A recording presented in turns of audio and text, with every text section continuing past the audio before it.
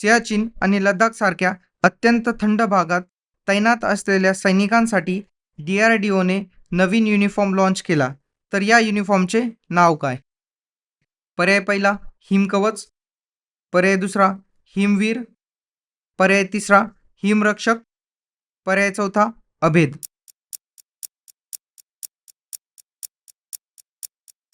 या प्रश्नाचे बरोबर उत्तर आहे हिमकवच.